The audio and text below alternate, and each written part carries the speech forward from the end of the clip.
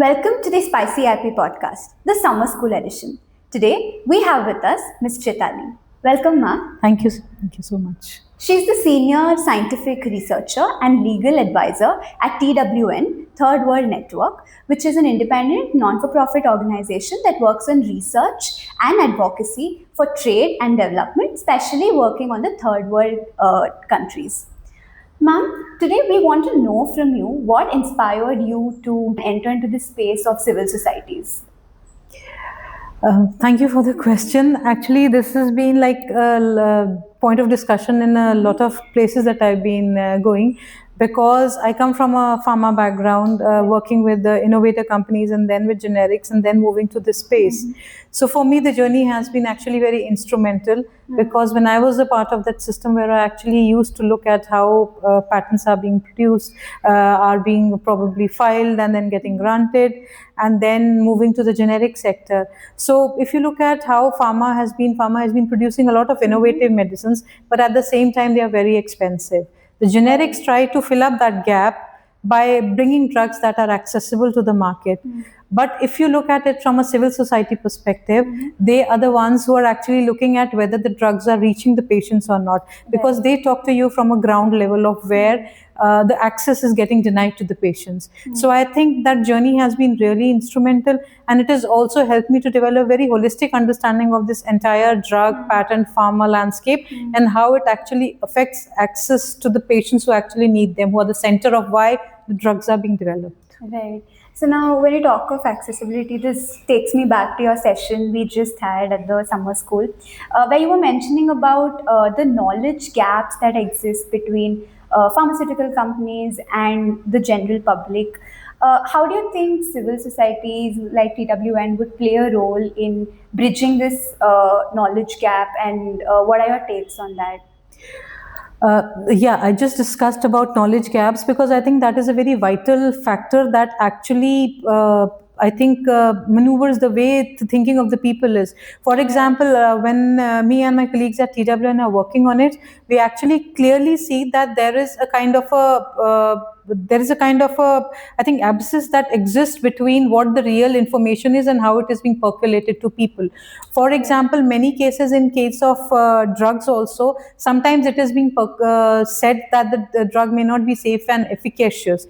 But at the same time, if you look at the knowledge that is there and the kind of gap that exists, so people generally believe what is there in the general domain. So I think this is where organizations like TWN and a lot of other civil society organizations fill the gap, because they try to bring you the other side of the story also. For example, in case of one of the biosimilar drugs that we were looking at, it was generally said that this is the side effect that is associated with that drug, and people started relating that the biosimilar manufacturer's product is not as safe as compared to the originator products. But when we discussed a lot with the scientists and the academias and the people who are actually working on them, we got to know that that was a side effect which is already associated with the innovator products also. So this is the kind of knowledge gap that exists with respect to the drugs. So people take it on the face of it that may be the reason for it. But then I think more interactions with academia, bridging the gap, and I think taking out papers and submissions and things like that to the general public, and I think more of webinars, the sessions that you're holding, like the ones that you're holding today, is able to cover that gap and mitigate those, I think, the wrong notions that are many times percolated to the general public. And bring about transparency, because Exactly. this involves life. That is why it is very important, because here we're not talking about technology sector at all. We're talking about something which actually affects the life of people. So it is like very important, because these are drugs, these are real people we are talking about, and this is accessibility of those drugs to those people.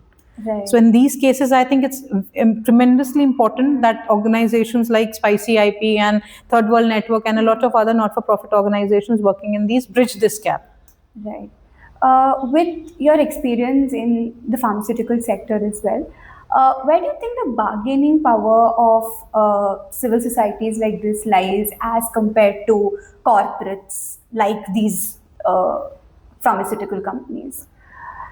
I think if we talk about the pharmaceutical companies, they come from a position of strength because they hold the financial resources as compared to the not-for-profit organizations, which do not have the kind of money, which if I talk specifically about the pharmaceutical sector, they do not hold that kind of a money that Big Pharma has. Also, if you come from the leveraging position, they are in a very powerful position and a strengthful position. We've seen the pharma lobby in US as well. So, the civil society basically brings in the strength from public opinion, from public advocacy, their role and working at the grassroots level. They may not have the kind of financial resources which is commanded by Big Pharma. They may not have the leveraging position which is there or the position of strength that the Big Pharma holds, but at the same time, they have something on their side which is public opinion. They have something which is public advocacy, and they have something which is ground level knowledge of the things, because these people actually work with patients who are most affected. So for them, from a pharma background, if I talk about, it's very important. So I think that is how they try to, and public civil society organizations try to bring in more transparency to the system. Right. Because if you see for the pharmaceutical companies, it's all about secrecy. Secrecy in respect to how the drugs are there, how the price is there, and everything related to it is shrouded with secrecy. But civil society comes from a perspective of bringing equity, transparency, and bringing it more in the public domain, so people are aware of it, what actually is. For example, the mismatch that is there in the cost of production of drugs, the way it is being, the price at which is being given to the people, and the actual cost of development that is related to that drug. So these are the kind of things that I think the bargaining power with civil society is, because they try to bring everything to the open, to transparency, to equity, to bring which is the most important. I think it is the most important, especially with pharmaceuticals. Especially with pharmaceuticals.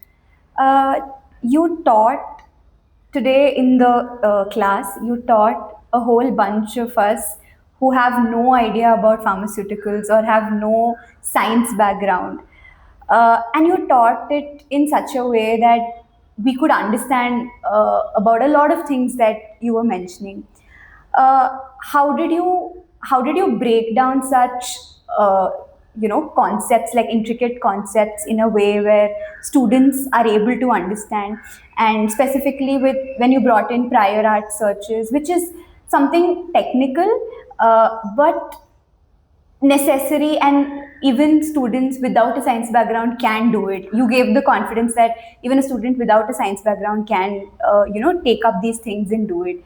So how did you break down these concepts, and how were you able to navigate your way through making students understand this, and what was your experience with it? It's very true that there is a general misnomer that intellectual property, especially patents and especially drug patents, is something which is very core and specific to the people from science background. Right. It's true to some extent, but coming from a civil society perspective, it has actually transformed my thinking also, because you see people who are working here who are not from a pharmaceutical background or who are not from a chemistry background, but they are so articulate in their legal thoughts. Right. Because they know, and that is what I was trying to tell the students here, because you all are from a legal background. So there is a way that you maneuver these things through your legal acumen. So for example, if we talk about prior art search is what is there in the general knowledge. It's a proof that is there, right? That kind of an information you may also need if you are someone who's an entrepreneur who's working or to bring new technologies to the platforms. So in those cases also you need, so you just have to break down into conceptually. For example, one of my colleagues is not from a scientific background. He's purely from an arts background.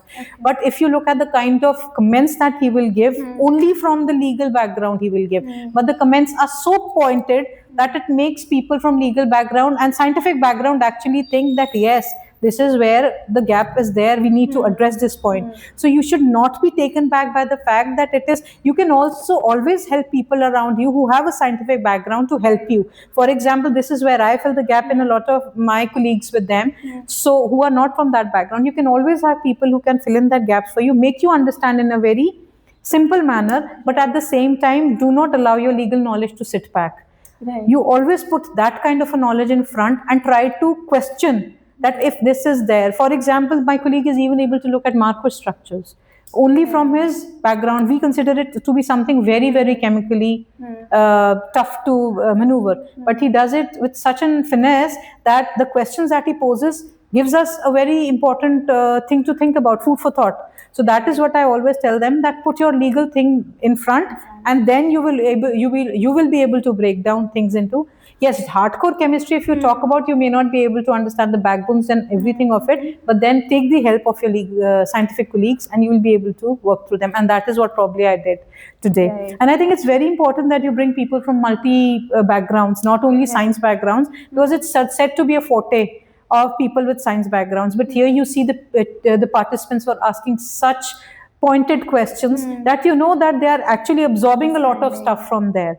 So I think that is where workshops like these are tremendously helpful, because they help to understand things from a very holistic perspective. Right. And I think this is also these are also skills which is needed in practice. And I mean, it's also something which could be incorporated in law schools, because I think law school learning is more of, like with respect to the theoretical part of it, and such applicability and such workshops would definitely make a difference to the students who are actually interested in the field and want to take this up. I think I was actually very taken aback by the fact that everybody was so interested and they were from a very different background. Right. So it's not just about the mix of people who are here, but it was always about the learning that they wanted to do, because I think this is not the kind of learning that they are getting in the law schools. So probably these hands-on exercises that I think SpicyIC is doing a tremendous job here, that these hand-on workshops and hand-on exercises that they are getting the students, so they were even able to understand the nuances of how drugs are there, how it's affecting people, and situations related to SAD. So they are able to comprehend the general policy things that are also affecting accessibility issues, and not just hardcore pharmaceutical things related to And the drugs. also the examples that were given also made a lot of difference, because it was something which everybody could relate to, and not a random big molecule name which we may not really understand. I think real life examples are always very important, and especially in countries like India, where we see these kinds of cases happening so frequently. So real life examples, for example, breast cancer cases, the rare diseases cases, it strikes a chord with people. It's not just about science, it's not just about pharma, and it's not just about the big scientific names and the drug names. It's about situations affecting real life people like you and me, and how these drugs are affecting them. So I think that helps to coalesce a lot, and it brings a lot of bonding among people to understand that things factually. Right. Thank you so much, ma'am. It was great having you in class and here. And I think it really made a difference. And it's so nice to see people like you bringing in such insightful thoughts and breaking down such concepts in a way where everybody can understand. And it really needs a lot of effort. So thank you so much, ma'am. And Thank you for so being much. here It was a today. pleasure being here, and it was a pleasure interacting. And many thanks to SpicyIP for actually, I think, bringing me here. And I think it opened a very different perspective for me as well, to interact with so many students from varied backgrounds. It's tremendous. I'm really humbled, and it's an amazing experience for me also to be here. Thank you so much, ma'am. Thank you. It was making me really a here. pleasure talking to you. Thank you.